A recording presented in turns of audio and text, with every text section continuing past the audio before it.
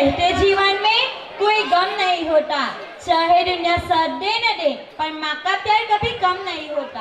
अरे तुझे क्या हुआ और तूने ये शायरी लगाना क्यों स्टार्ट कर दिया? कुछ नहीं यार, बस माँ की याद आ गई। अरे तू उस माँ को याद कर रही है जो हमें थोड़ी थोड़ी बातों पे तंग करती रहती है और डांटती ही रहती है।